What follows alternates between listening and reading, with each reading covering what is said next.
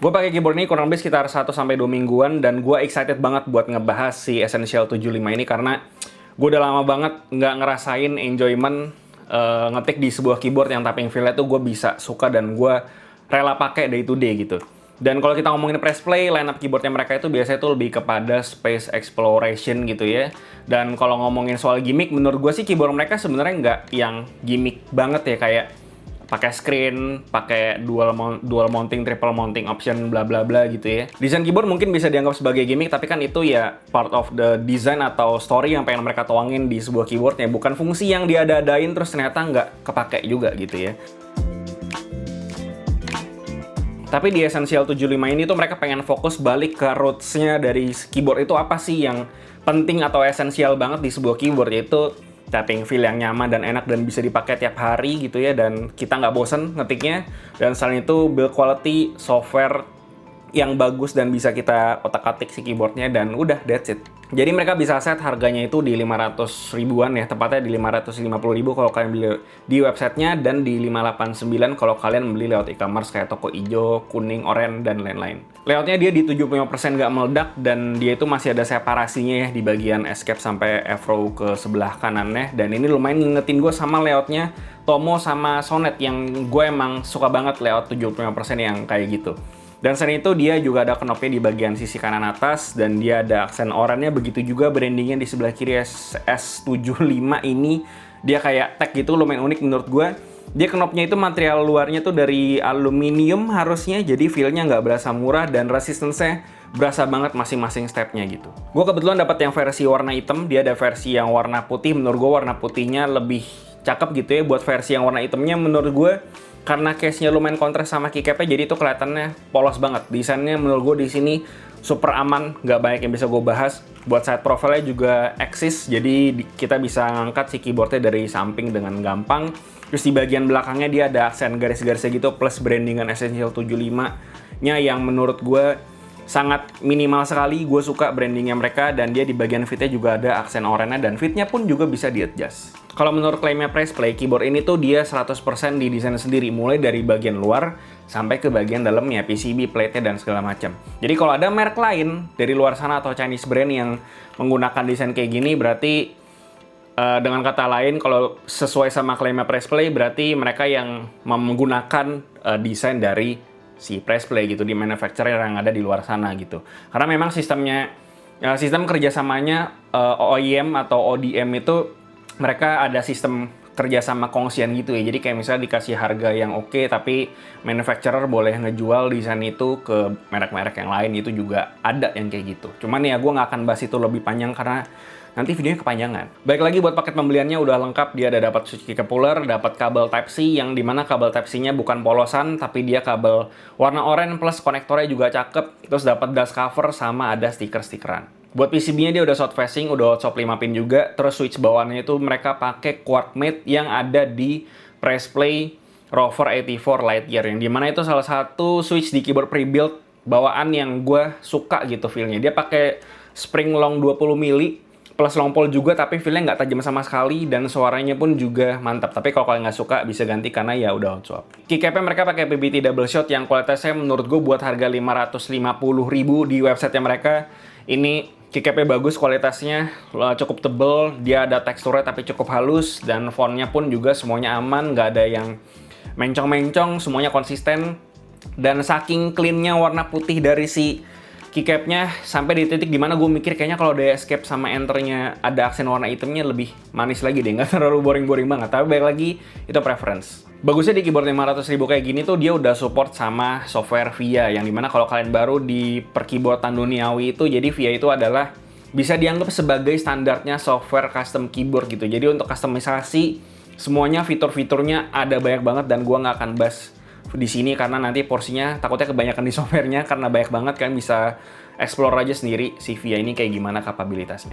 Lanjut buat internalnya, cara bukanya itu kalian tinggal buka baut yang ada di bawah, totalnya ini ada 8, tinggal buka. Terus habis itu di bagian sampingnya itu dia kalian perlu congkel lagi biar bisa bener-bener full kebuka. Buat plate-nya itu mereka pakai material FR4, dan buat tipe mountingnya itu mereka pakai isolated top mount, yang dimana mereka ini terinspirasi dari Mode 65 yang baru ya, bukan yang lama. Jadi pada dasarnya Isolated top mount itu dia kayak top mount biasa, tapi di sisi mounting point itu mereka dikasih silikon buat ngeredam getaran atau kontak langsung antara plate dan juga si top case-nya.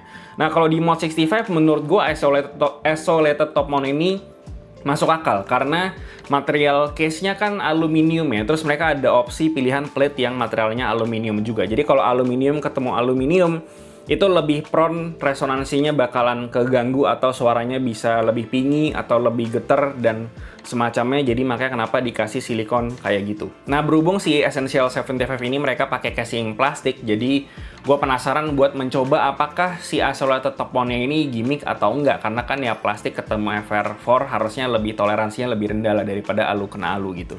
Jadi pas gue cobain, gue bisa simpulkan bahwa kalau kalian nggak pakai si silikon, si silikonnya ya, itu tuh tapping feel-nya bakalan berasa lebih berbody dan timbal baliknya itu lebih berasa gitu. Sementara kalau kita pakai silikonnya itu timbal baliknya lebih minim atau lebih ke redam ya si getarannya gitu. Jadi berasa lebih sedikit lebih soft dan timbal baliknya nggak begitu berasa. Gue agak susah dideskripsikan pakai kata-kata gitu ya. Dan intinya sih ngefek, awalnya gue kira itu cuman bakalan jadi gimmick doang, tapi ternyata di sini works, bukan gimmick. Tadi pagi gue sempat nonton videonya si Tommy dan dia udah nyobain lebih jauh soal mounting sistemnya, kayak lo bisa nggak usah pakai skrunya jadi gasket, atau lo bahkan nggak usah pakai dua-duanya jadi sandwich. Dan sebenarnya gue udah cobain juga. Cuman menurut gue typing feel-nya lebih enak ketika di isolated top mount gitu. Cuman kalau kalian kepengen kedua mounting system yang unintended itu juga bisa dan selera aja. Cuman di sini buat gue isolated top mount-nya mantep. Dan alasan mereka pakai material FR4 di sini karena mereka pengen ngincar karakter suara yang clacky. Dan menurut gue di konfigurasi top mount kayak gini dan casing plastik, FR4 itu lebih masuk akal daripada PC plate ketemu case plastik terus top mount gitu ya. Nah, di sini lebih masuk akal dan lebih kena emang secara tapping feel gitu. Jadi mereka udah cukup paham betul apa yang pengen mereka achieve di Essential 75 ini. Intinya kalau gue boleh simpulin secara tapping feel, dia ini karakteristiknya udah persis kayak keyboard top mount.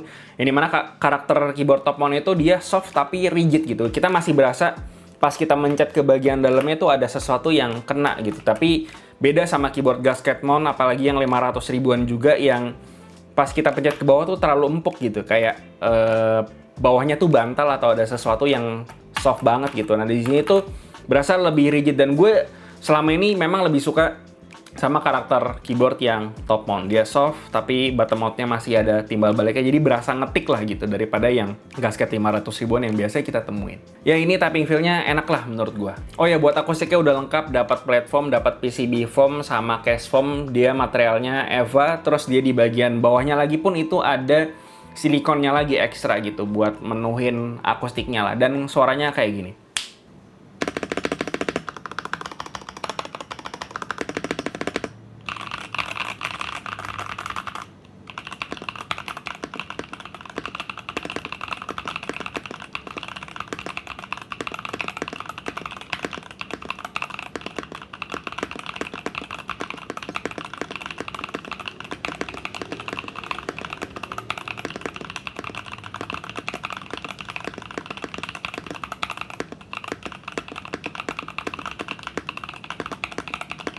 So ya, Pressplay pengen line up Essential ini fokus balik lagi ke roots-nya. Apa sih yang dicari? Dan yang paling penting ya, tapping feel yang enak dan ngetiknya nyaman, day to day, plus build quality-nya yang mantap juga. Dan mereka menurut gue udah berhasil deliver ini di line up pertamanya Essential 75 ini. Apalagi buat 500 ribu, kalau fokus kalian nyari keyboard yang tapping feel atau ngetiknya nyaman dan suaranya enak, build quality-nya oke, menurut gue ini bisa banget gue rekomendasiin ke kalian. Paling yang jadi deal breaker banget dari keyboard ini itu adalah urusan koneksi, karena dia tuh cuma bisa wired aja.